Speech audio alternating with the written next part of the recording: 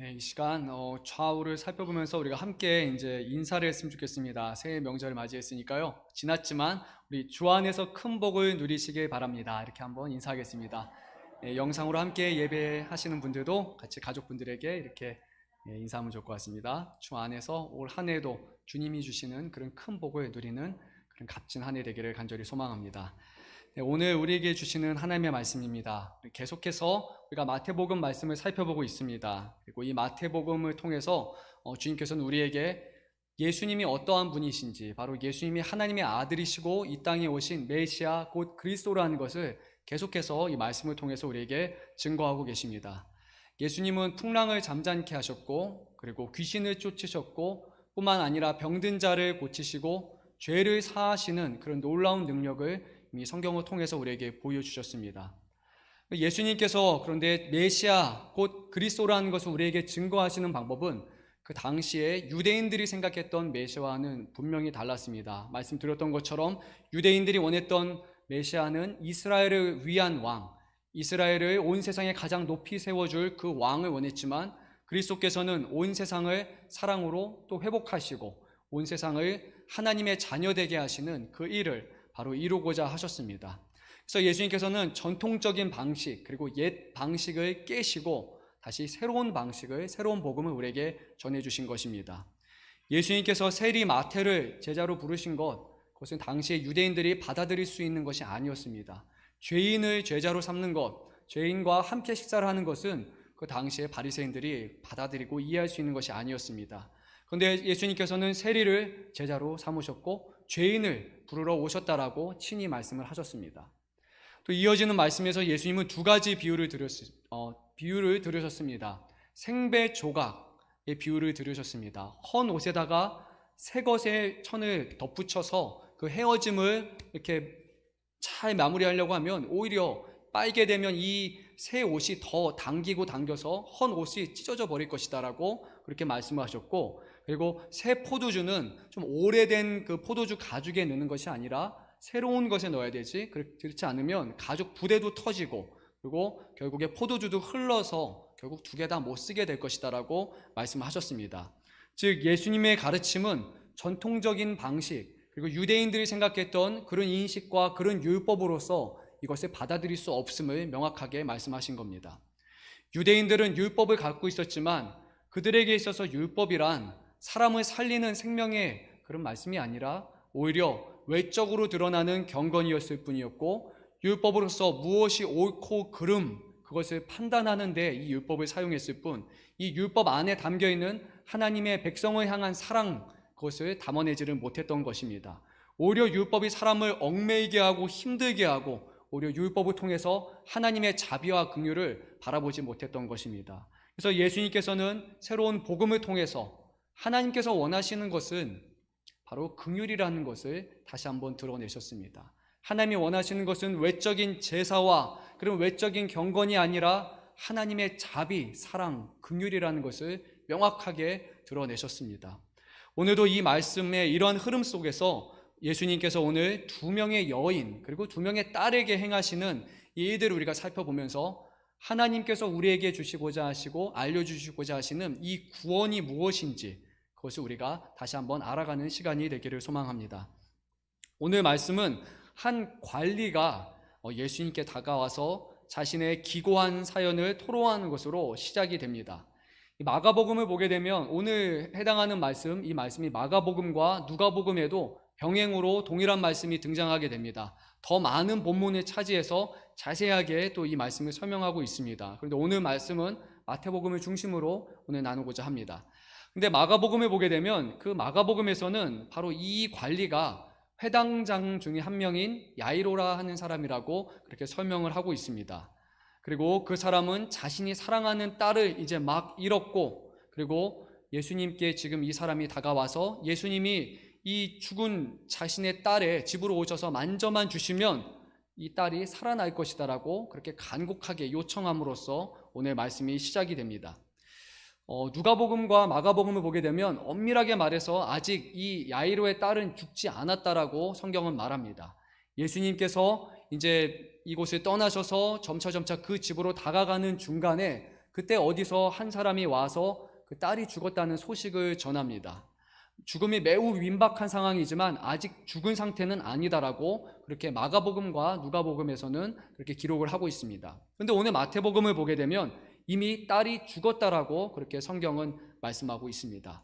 매우 간결하게 말하고 어차피 이 모든 사건은 이 딸이 죽는 것에 대한 것이고, 그리고 그 과정에서 예수님께서 야이로가 자신의 딸이 죽었다는 소식을 듣고 마음이 힘들어할 때 내가 너와 함께 하겠다, 나를 믿기만 해라 라고 믿음을 전하시는 그 말씀이 아니라, 마가복음과 누가복음은 그렇지만 오늘 마태복음의 강조점은 사람의 믿음이 아니라 예수님께서 죽은 자를 살리셨다라는 것, 그것을 강조하고 있기 때문에 오늘 마태복음에서는 처음부터 이 딸이 죽은 딸이라고 그렇게 말하고 있는 것을 보게 됩니다.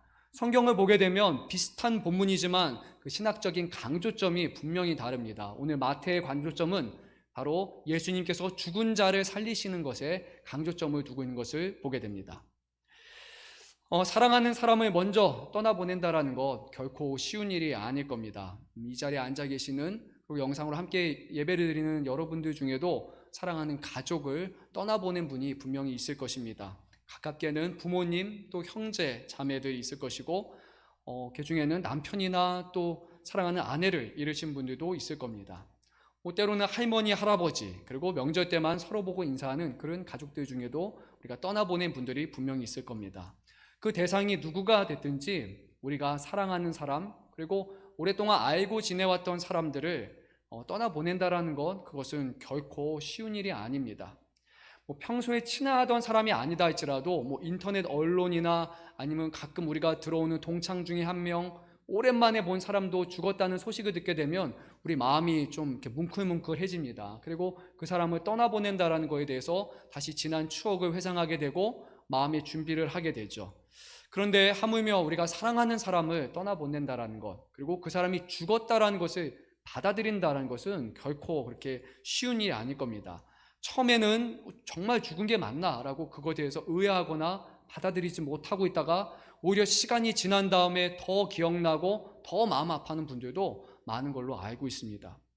모든 죽음에는 결국 슬픔과 아픔이 뒤따릅니다. 하지만 그 중에도 더 큰 슬픔과 아픔이 뒤따르는 죽음이 있습니다. 바로 사랑하는 자녀들을 먼저 떠나보내는 것일 겁니다. 물론 저도 아직 경험해 본 것은 아니지만 제가 많이 들은 내용입니다.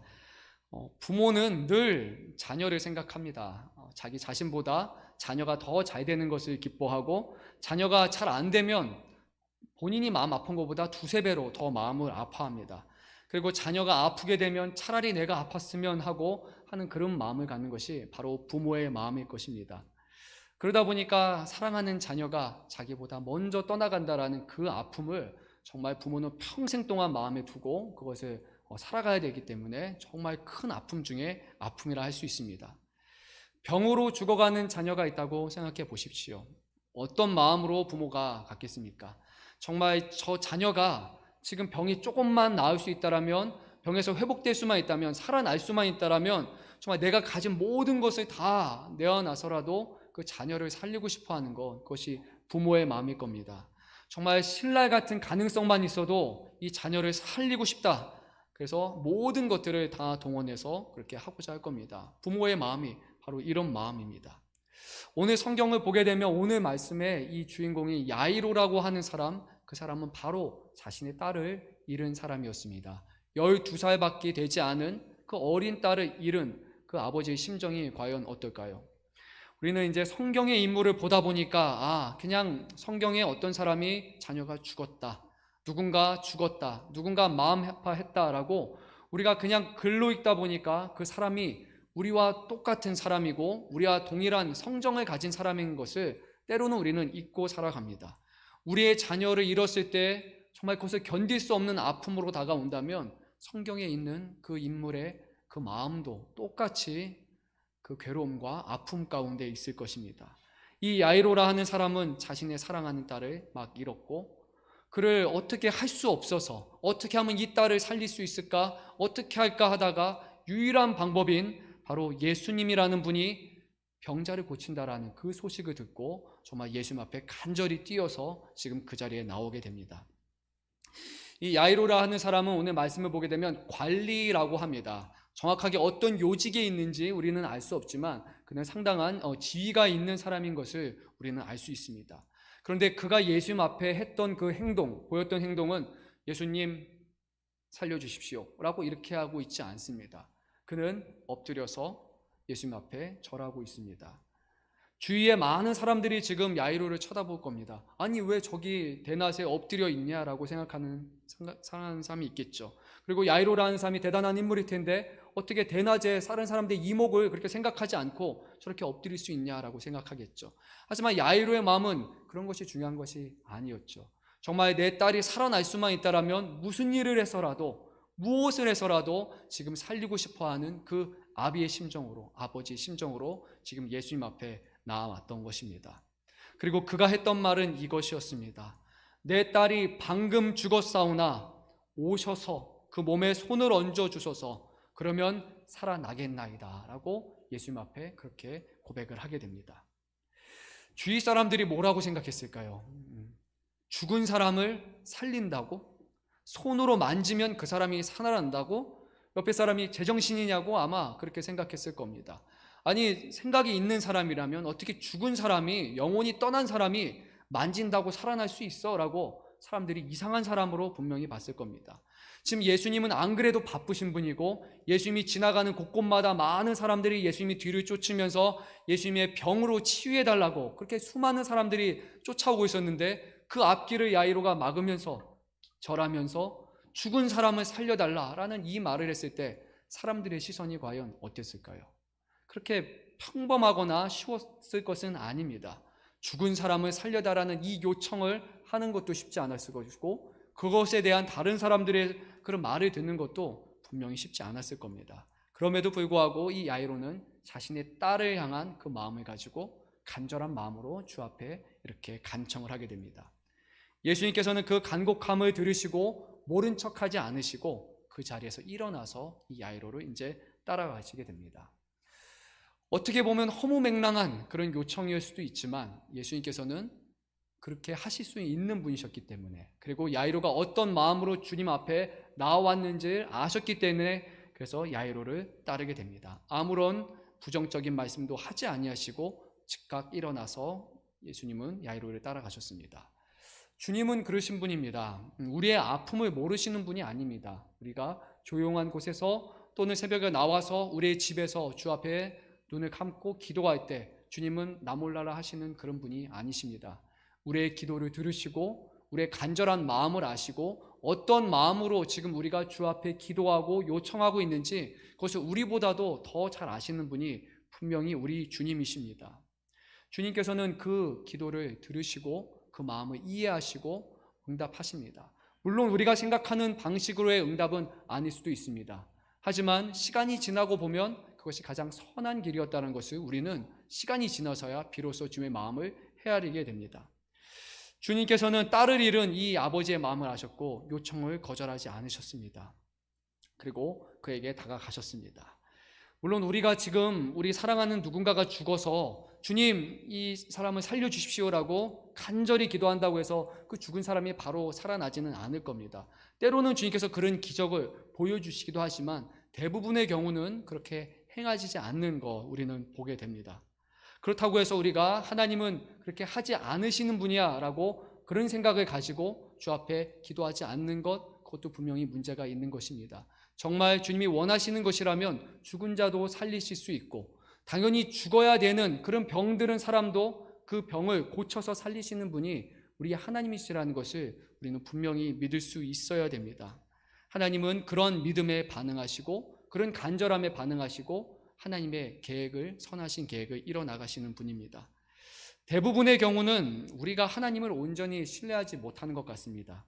이런 것은 하나님이 하시는 것이 아니야.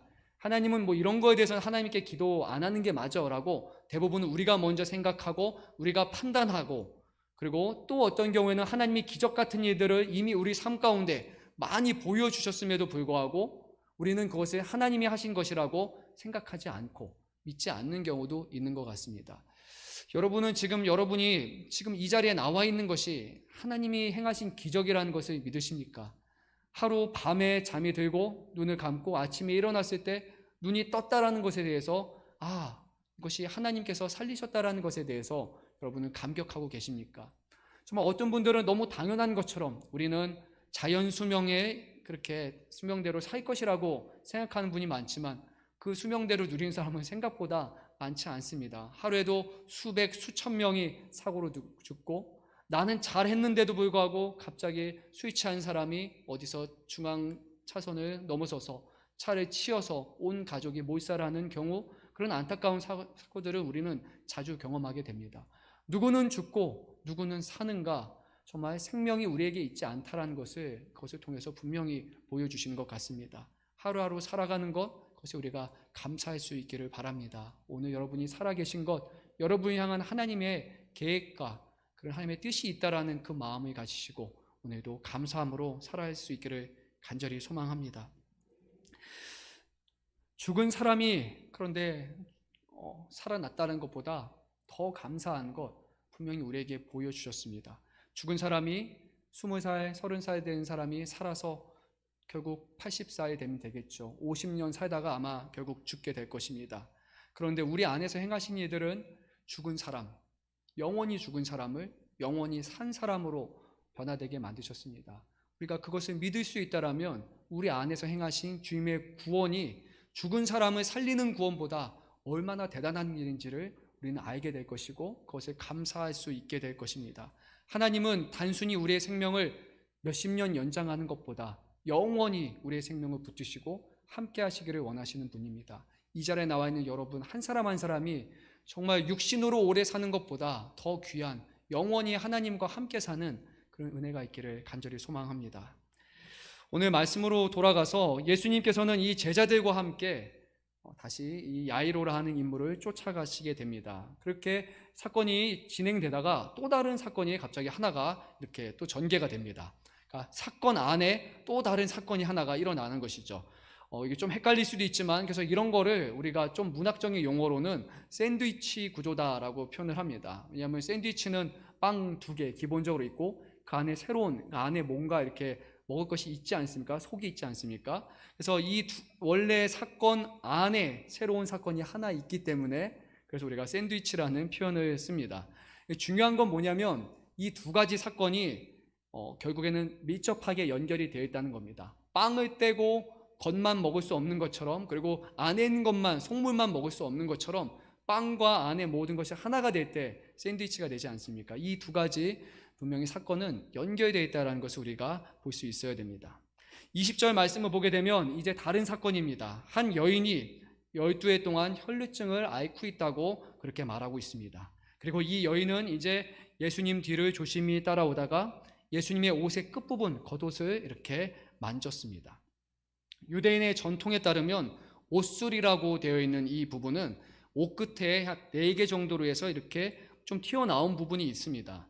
이거 하나님께서 이스라엘 백성에게 옷 끝에다가 옷술을 만들라고 하셨고 이것이 의미하는 바는 하나님의 율법을 지키겠다라는 그런 상징으로서 옷술을 달았습니다. 그리고 이 여인은 그 끝부분을 이제 잡게 됩니다.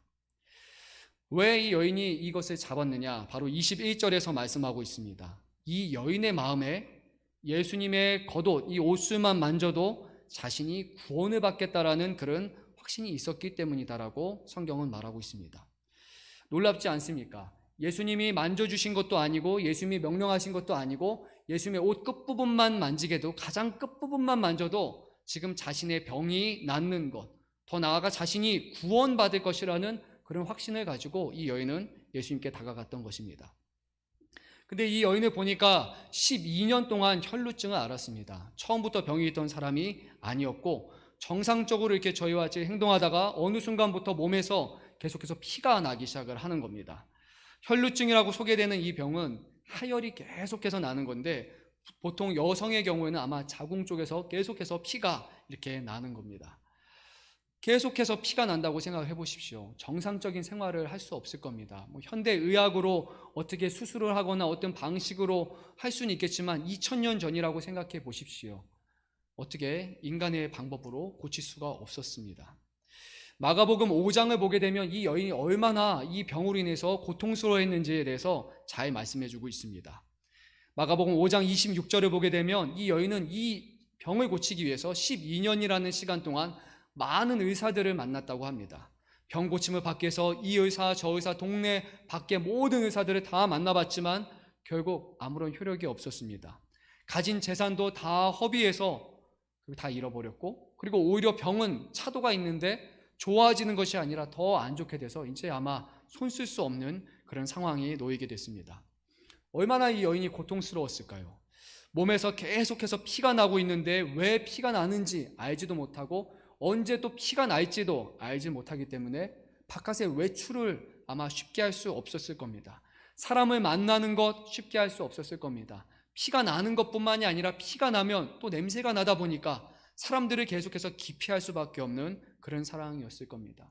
주위 사람들이 괜찮습니다, 우리는 이해합니다 이렇게 얘기해도 정작 자기 자신은 그것을 이해할 수가 없습니다.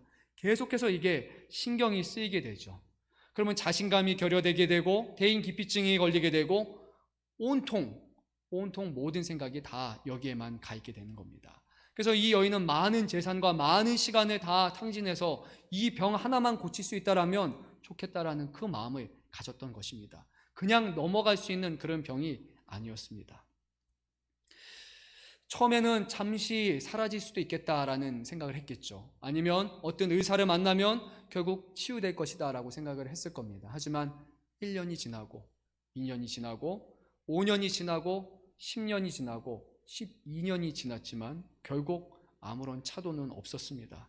너무 큰 고통과 괴로움 속에서 이 여인의 삶이 어둠 속에 잠식되어 가고 신랄 같은 희망도 이제는 사라진 채 정말 아무것도 할 수 없는 그 상황 가운데 이 여인이 지금 놓여지게 된 것입니다. 우리는 얼만큼의 어려움인지 알지는 못합니다. 오직 그 고통을 겪어본 사람만이 정말 이 여인의 그 아픔과 그 고통을 알 수 있을 것입니다. 저도 이 여인만큼은 아니지만 비슷한 그런 유사한 경험이 있습니다. 이제 제가 어릴 적부터 몸에 열이 좀 많았습니다. 열만 많으면 괜찮은데 열이 많은 거에 땀도 많이 나다 보니까 자다 일어나면은 귀에 막 이렇게 땀이 고여 있는 것은 다반사였고요. 진짜 여름에 이렇게 숨만 쉬어도 땀을 흘릴 정도로 정말 땀을 많이 흘렸습니다. 한국에 왔을 때도 그냥 이렇게 신경만 써도 막 땀이 나고, 아실 만한 분들은 다 아실 겁니다. 오랫동안 보신 분들은 지금 이렇게 땀을 많이 안 흘리는 거 보고 신기하다고 하실 분들도 분명히 있을 정도로 정말 땀을 많이 흘렸습니다. 항상 신경이 곤두서 있습니다. 또 막 땀나지 않을까? 별거 아닌데, 땀은 자연스러운 건데 그냥 운동하다가 땀 흘리는 게 자연스러운데 남들은 이제 옷을 한 벌 갈아입을 때 저는 한 2벌 갈아입어야 된다든지, 그리고 이렇게 운동기구를 만지고 나면 운동기구에 막 땀이 묻는다든지 이러면 상당히 이제 신경 쓰이게 됩니다. 막 옷에도 등에도 땀 자국이 막 나게 되고, 갑자기 별거 아닌데 남들은 춥다고 하는데 신경 좀 쓰면 막 땀이 막 나기 시작을 합니다.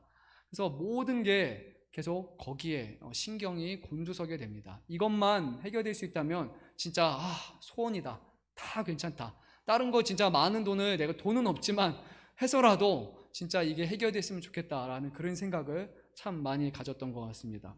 감사하게도 나이가 드니까 땀이 많이 이제 많지는 않지만 좀 줄어들더라고요. 혈기가 조금 이렇게 누그러지다 보니까 되는 것 같습니다. 세월이 약인 게 많은 것 같습니다. 심적으로 너무 많이 위축되고 부담스러웠던 그런 경험이 저는 분명히 있었습니다. 겪어본 분들만 압니다. 그 외에도 수많은 병들이 있죠.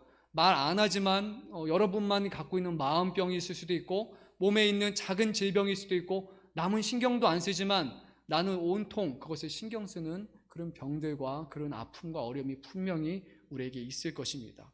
이 여인은 이것으로 인해서 그 삶이 아주 피폐해져 갔습니다.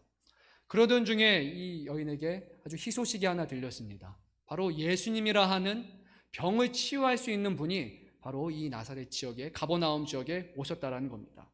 얼마나 들뜨고 기뻤을까요? 정말 그냥 의사보다 더 놀랍게 사람의 병을 치유할 수 있는 그런 분이 오셨다는 소식을 들었을 때 정말 신라 같은 희망을 이제는 느끼게 된 겁니다. 그래서 이 여인은 예수님을 바로 찾아갔습니다. 앞으로 가지는 못했습니다. 야이로처럼 예수님 앞에서 엎드리면서 고쳐주십시오, 딸을 살려주십시오라고 그렇게 말할 수 있는 담대함은 없었고, 그냥 많은 세간의 이목이 아직도 신경이 많이 쓰여서 많은 무리들 가운데 껴서 조심히 예수님을 쫓아가다가 기회가 됐을 때 예수님의 옷자락을 탁 잡게 됩니다. 그래도 그 여인은 믿었습니다. 옷자락만 잡아도 병이 날 것이라는 그런 막연하지만 그런 기대를 가지고 예수님을 만졌고 그 즉시 그의 병이 낫는 놀라운 일이 일어났습니다. 그런데 예수님께서는 가던 길을 갑자기 멈추셨습니다. 그러니까 만약에 이 여인의 목적은 병이 낫는 것이었습니다. 그러면 이 여인은 예수님을 만졌고 옷을 잡았고 이미 병이 치유가 됐으니까 이 여인의 소기의 목적은 다 이루어진 겁니다. 예수님은 안 그래도 지금 바쁜 길을 가고 있었습니다. 야이로의 부탁을 먼저 받았고 지금 그 딸을 살려야 되는 그런 상황이 됐죠. 그리고 마가복음과 누가복음 보게 되면 더 절박한 상황입니다. 거기서는 아직 죽지 않았고 아직 살아있는 상황이었다. 죽어가는 딸이라고 말하기 때문이죠. 예수님은 매우 빠르게 그 발걸음을 가셔야 됐고 야이로도 예수님을 재촉하면서 빨리 가고자 했을 겁니다. 그런데 예수님은 거기서 멈춰서서 뒤를 돌아보셨습니다. 그리고 이 여인에게 말을 거셨습니다. 매우 중요한 일이죠. 분명히 병이 나았고 예수님도 아시는데 예수님은 그냥 지나쳐 가신 것이 아니라 뒤를 돌아보셨다는 겁니다. 왜 그러셨을까요? 바로 예수님이 원하시는 것은 이 여인이 단순히 병에 낫는 것에 있지 않았기 때문입니다. 예수님이 이 여인을 통해서 이루고자 하시는 것은 오늘의 말씀에 기록된 것처럼 구원이었지 병의 치유가 아니었던 것입니다. 구원이라는 표현은 마태복음에서 주로 영적인 구원을 의미하는 데 자주 사용이 됩니다.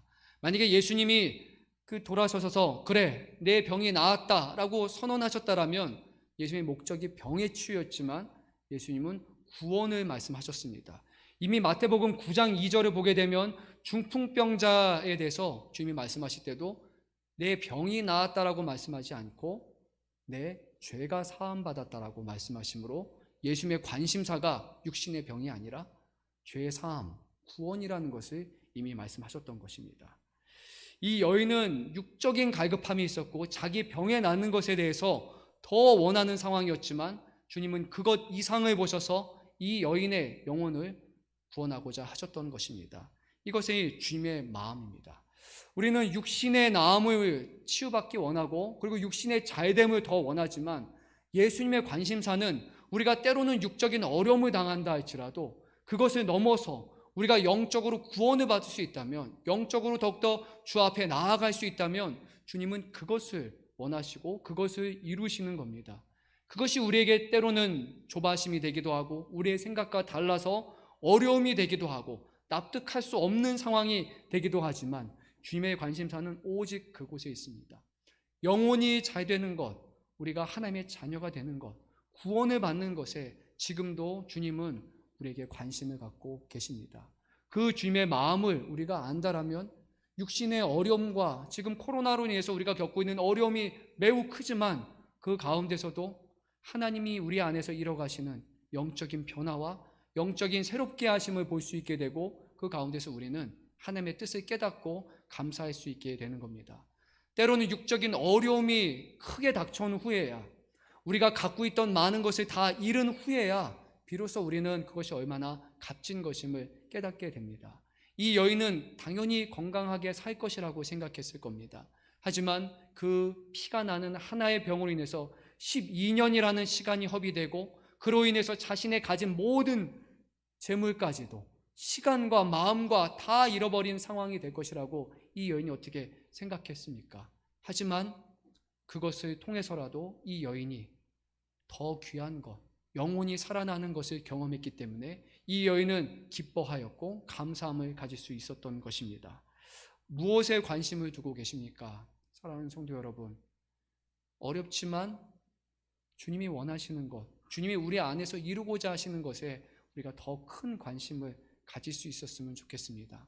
주님의 마음은 우리의 마음보다 훨씬 크시고 우리를 사랑하시는 주의 마음은 정말 우리가 우리 자신을 사랑하는 것보다 훨씬 크다라는 것을 우리가 안다면 주님의 마음을 받아들이고 기뻐할 수 있을 것입니다. 주님은 가시던 길에서 돌이켜서 이 여인을 안심시키시고 두려워 떠는 이 여인의 마음을 안심시키시고 그에게 구원을 오늘 선언하셨던 것입니다. 이 여인에게 일어난 그 사건은 다양한 의미에서 이 여인에게 구원이 됩니다. 그냥 혈루증이 있었다라고 정도로 우리가 넘어갈 수 있는 것이 아닙니다. 왜냐하면 유대인들이 생각했던 이 혈루증은 훨씬 더 심한 그런 문제가 됩니다. 왜냐하면 유대인의 정결법에 따르면 정한 것, 부정한 것으로 이렇게 두 개가 나뉘게 됩니다. 부정한 것은 다른 사람과 함께 할 수 없고 하나님께 다가갈 수 없는 상태를 말합니다. 그 부정한 것은 정결함을 통해서 이제 하나님께 나아갈 수 있게 되고 다른 사람께 다가갈 수 있게 되는 것이죠. 그러니까 이 여인은 몸에서 유출병 피가 나기 때문에 다른 사람이 봤을 때 부정한 여인입니다. 근데 이 부정한 여인이 다른 사람과 접촉을 하는 순간 그 부정함이 이 사람에게도 옮겨갑니다. 부정함을 옮겨가는 사람이 또 다른 사람을 접촉하는 순간 그 사람도 부정해집니다. 오늘날 우리가 겪고 있는 이 코로나 바이러스처럼 계속해서 전이가 되는 겁니다. 부정한 사람은 다른 사람과 만날 수도 없고 혼자 시간을 보내야 되고 몸을 깨끗하게 하고 정결 예식을 하고 일정 기간을 격리된 후에야, 그리고 병이 나았다는 것을 확증받은 후에야 다시 사회 안으로 이 사람은 들어갈 수 있게 됩니다. 근데 이 여인은 지금 12년 동안 병이 나았지 않았기 때문에 다른 사람과의 신체적인 접촉을 할 수 없었을 것이고 함께 식사를 하거나 함께 모여서 생활하는 그런 것들은 꿈도 꿀 수 없을 겁니다. 스쳐 지나가도 이미 전염이 된 것입니다. 그 정도로 매우 심각한 그런 병을 앓고 있었습니다. 하나님을 예배해야 되는데 하나님의 성전을 갈 수가 없습니다. 얼마나 영적으로 신앙적으로 피폐한 상황 가운데 있었습니까? 사람도 없고 그리고 병이 끊임없이 나을 수 없고 하나님께도 나아갈 수 없는 이런 어려운 상황 가운데 주님이 이 사람을 진정으로 구원해 주셨던 것입니다. 신체적인 구원과 사회적인 구원과 그리고 하나님과의 관계 속에서의 그런 구원을 이 여인에게 분명히 지금 베풀어 주신 겁니다. 이 부정한 여인과의 접촉은 다른 사람들로 하여금 계속해서 부정이 전이되게 했습니다. 그런데 놀라운 사건이 일어났죠. 이 여인이 예수님을 만졌으나 예수님은 부정하게 되지가 않았습니다. 도리어 이 여인의 병이 깨끗이 씻음을 받게 되었습니다. 그래서 R.T. 프랜스라는 그 학자가 이렇게 말합니다. 예수님과의 접촉은 생명을 가져온다. 그리고 그 생명은 부정을 제거한다라고 말하고 있습니다. 부정을 이기는 방법이 다른 것이 아니라 생명이라고 그렇게 말하고 있습니다. 예수님과 접촉을 하면 우리에게는 생명이 생겨서 우리 안에 있는 부정함들이 사라진다라는 그런 말이 되는 겁니다. 어떻습니까? 코로나로 인해서 지금 하나님과 우리가 접촉할 수 있는 상황이 많이 좀 어려워졌습니다. 아니, 어떻게 보면 동일한 상황인데 우리는 어렵다라고 생각하는 것 같습니다. 어느 곳이든지 하나님이 계신 것을 우리가 믿지 않습니까? 집에서도, 우리 일터에서도, 그리고 가정에서도 모든 곳에서 우리는 언제든지 하나님께 접촉을 할 수 있고 하나님께 만나고 다가갈 수 있는데, 그런데 코로나가 발생하니까 우리는 하나님과 엄청 떨어진 것처럼 경험하고 있지 않습니까? 그렇게 느끼고 있지 않습니까? 왜 그럴까요? 그것은 우리가 하나님과 접촉하고 하나님을 만나려기보다 그동안 우리가 교회 안에서 했던 많은 시간들과 신앙생활이 하나님이 아닌 다른 곳에 더 많은 접촉을 했기 때문일 겁니다. 교회 안에 있는 친구들, 성도들, 더 많은 사람들과의 접촉을 했을 것이고, 그리고 사회적인 접촉으로 봉사하는 것, 섬기는 것, 일하는 것, 그것을 통해서 나의 신앙을 쌓아가려고 했던 그런 사람들에게는, 그런 성도님들에게는 아마 정말 힘든 시간이 됐을 겁니다. 하나님과 온전한 접촉이 있고 하나님만 바라보고 그 안에서 흔들리지 않는 믿음이 있었던 분들은 오히려 이때에 다른 것들이 아니라 더 하나님을 의지하고 더 하나님을 집중할 수 있는 그런 시간이 되었을 것이지만, 우리가 다른 곳에 더 많은 관심을 뒀기 때문에 주님과의 관계가 더 멀어지고 소홀한 것으로 분명히 느껴졌을 것입니다.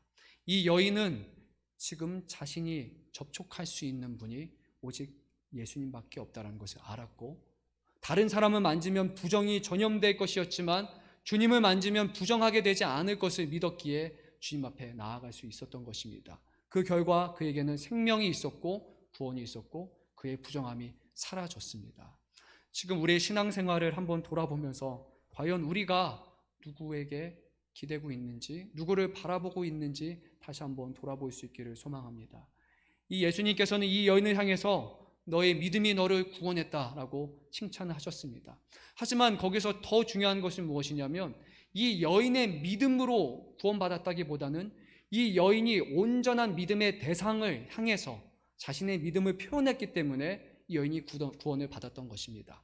믿음이 아무리 크면 뭐합니까? 예수님이 아니라 다른 의사에게 기대고 있었다면 과연 구원을 받았겠습니까? 다른 친구와 다른 가족에게 자신의 믿음을 표현했다면 과연 구원을 받았겠습니까? 아니죠.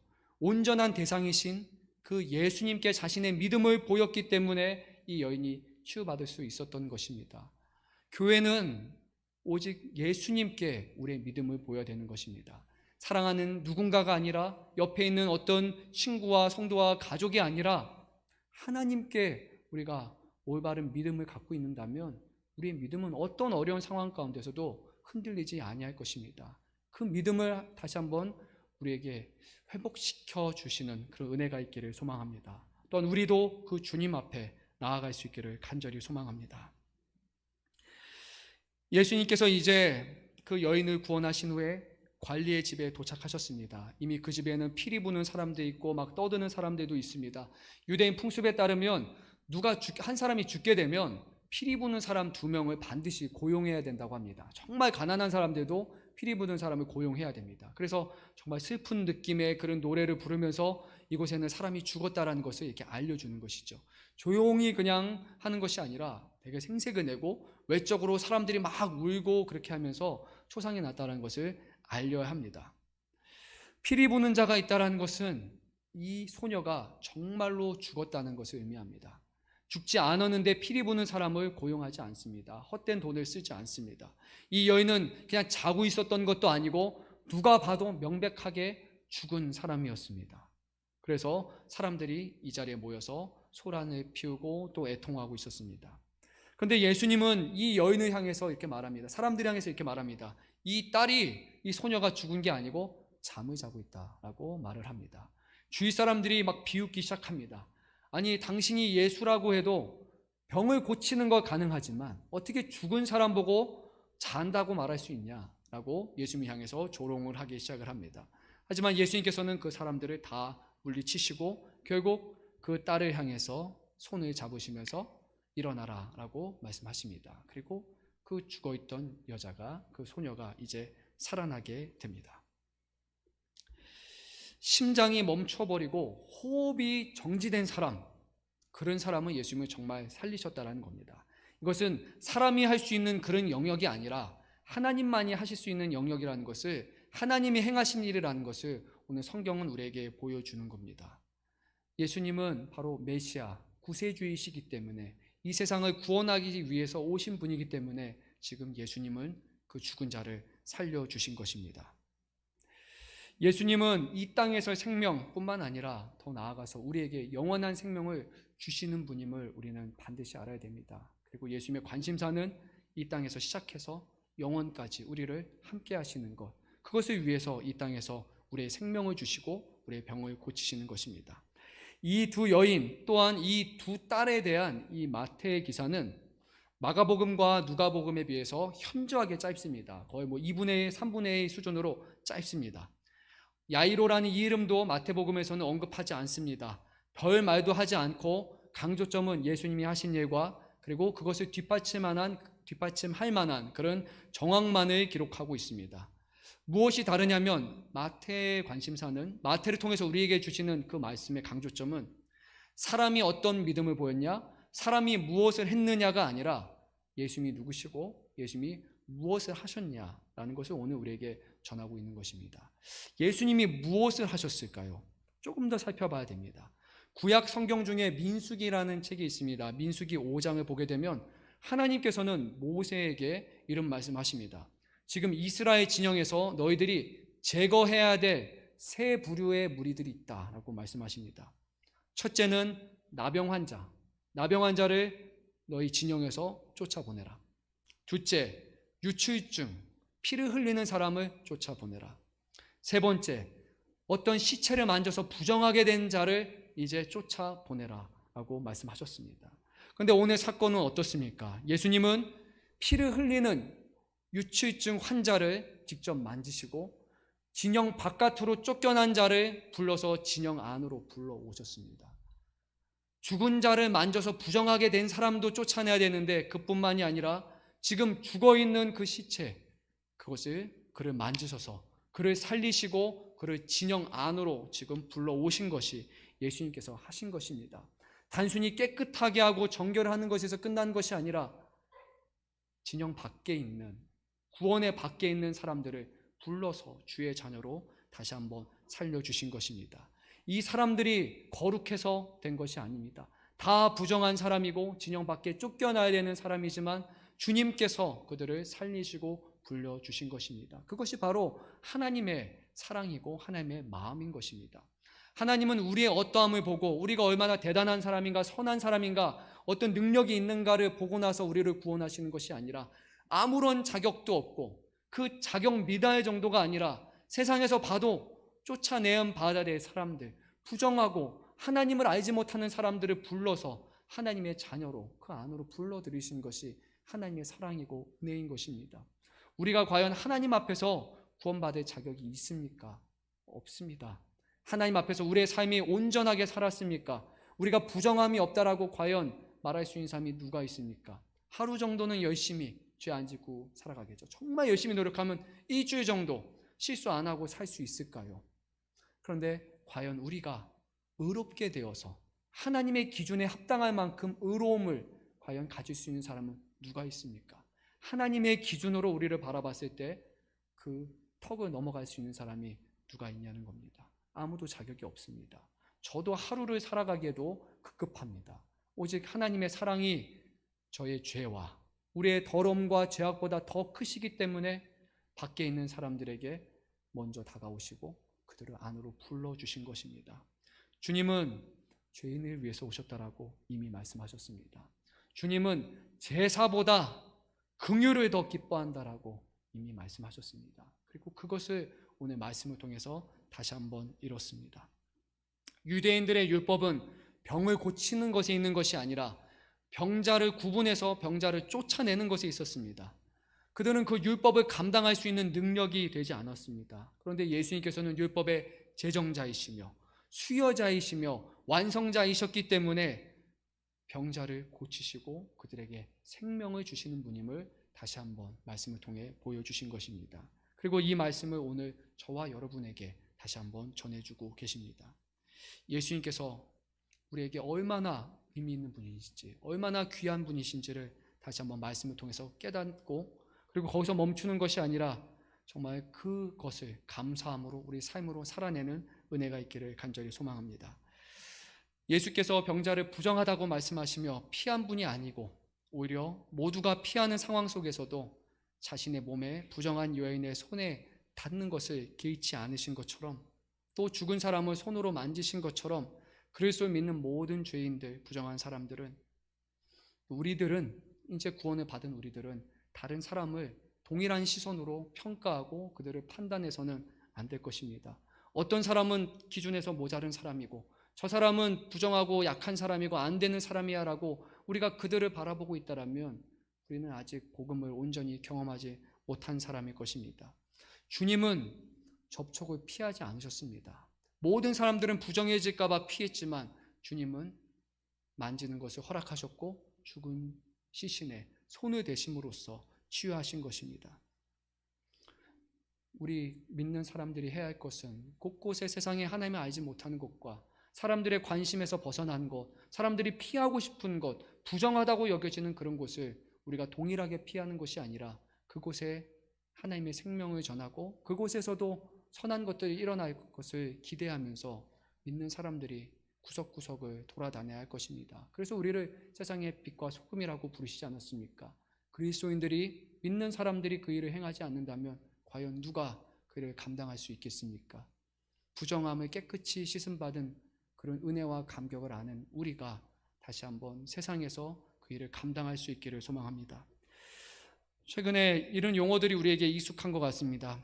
사회적 거리두기라는 표현이 너무 익숙하고, 그리고 우리가 또 확진자라는 표현 익숙한 것 같습니다. 저도 너무 많이 듣다 보니까 매일 코로나 확진자 이렇게 네이버에 쳐서 맨날 그 숫자를 검사해 봅니다. 그런데 이걸 보면서 참 안타까운 생각이 들었습니다. 언제부터 병자가 이렇게 확진자라는 그런 꼬리표가 달아서 죄인인 것처럼 취급받게 되었을까라는 생각에 좀 안타까운 마음이 들었습니다. 비록 우리가 보기에는 한 명 한 명 전염이 걸린 사람일 수도 있습니다. 숫자적으로. 하지만 그 한 사람 한 사람은 도움이 필요한 사람들이고, 지금도 죽음과 사투하는 사람들도 있고, 모든 사람의 관심과 도움이 필요한 환자라는 것을 우리는 잃어버려서는 안 됩니다. 확진자가 아니라 확진 환자라는 것을 우리가 기억하고 그 사람들에 대한 긍휼한 마음을 가지고 우리가 다가갈 수 있어야 할 것입니다. 사회적 거리두기라는 표현 일상에서 사용하지만 실제로 이 표현이 좋지 않다라는 그런 오해가 살 수 있다는 것에 대해서 많은 사람들이 인지하고 있고, 그래서 WHO죠, 세계보건기구에서도 사회적 거리두기라는 표현을 쓰지 맙시다, 이거보다 더 좋은 표현이 있습니다라고 그렇게 얘기를 했습니다. 소셜 디스텐싱이 아니라 피지컬 디스텐싱, 그래서 물리적인 거리두기 또는 신체적인 거리두기라는 표현을 우리는 사용하는 것이 어떻습니까? 라고 제안을 했습니다. 왜냐하면 우리가 신체가 맞닿는다고 해서, 그렇다고 해서 신체를 맞닿지 않는다고 해서 우리가 사회적으로 그 사람과 거리를 두는 것은 옳지 않은 것이죠. 전화로 할 수도 있고 영상으로도 할 수 있고 여러 방식으로 우리는 그 사람들의, 소외받은 사람들에게 다가갈 수 있는데, 우리는 사회적 거리두기라는 그 용어로 인해서 오히려 더 멀리하고 더 떨어지는 것이 아닌가 한번 생각해 봅니다. 몸이 떨어져 있다고 해서 우리가 사회적으로 누군가를 떨어뜨리거나 또 거리두기 하는 것은 좋은 것 같지 않습니다. 지금 이때는 그 어느 때보다 더 많은 관심과 사랑이 필요한 때인 것 같습니다. 더 많은 사회적인 관심과 돌봄이 필요한 시대를 우리가 살아가고 있습니다. 그리스도께서 오늘 이 두 사람에게 하신 그 접촉을 한번 생각해 보시면서 우리가 할 수 있는 그 우리의 영역에서 지금 사회적으로 돌봄이 필요한 연약한 사람들에게 접촉을 할 수 있는 그런 방안들을 우리가 찾아본다면 분명히 그것이 주님에게도 기쁨이 될 것이라고, 또 믿지 않는 사람들에게도 그것이 하나님의 영광을 돌리는 일에 사용될 줄로 믿습니다. 오늘 말씀 끝으로 한마디만 하고 끝을 맺습니다. 여인을 향해서 예수님이 하셨던 말 중에 특별한 표현이 하나 있습니다. 여인아 라고 말씀하지 않고 딸아 라고 말씀하셨습니다. 마태복음 전체를 다 뒤져봐도 그냥 특정한 한 사람에게 딸아라는 표현을 쓰신 적이 단 한 번도 없습니다. 그런데 오늘 이 여인에게 예수님께서는 딸아라고 부르시면서 여인의 아버지가 되어주셨습니다. 또한 이 죽은 소녀, 그 소녀의 다시 한번 죽음 가운데서 그를 살리심으로써 그의 영생의, 그의 영혼의 아버지가 바로 예수님이심을 다시 한번 드러내신 것입니다. 그래서 오늘 말씀은 두 딸에 대한 이야기로 끝을 맺게 됩니다. 예수님은 두 딸을 살려주셨습니다. 하지만 하나님께서는 이 두 딸을 살리기 위해서 자신의 아들의 생명을 희생하셨음을 우리는 잊어서는 안 됩니다. 하나님의 마음은 하나님의 가장 귀한 아들의 생명을 내어주고 포기해서라도 그의 딸과 아들 되는 저와 여러분들을 사랑하시는 것, 그것이 바로 하나님의 마음입니다. 주님께서 고난을 받으시고 주님께서 죽으셨기 때문에 우리에게 생명이 있고 우리가 영원한 생명을 갖게 되었습니다. 그리스도인으로서 하나님의 온전한 자녀로서 다시 한번 우리를 살리신 그 주님의 은혜에 감사하고 또 감격하고 또 한 주를 살아가는 은혜가 있기를 간절히 소망합니다. 함께 기도드리겠습니다. 사랑의 주님, 한 주간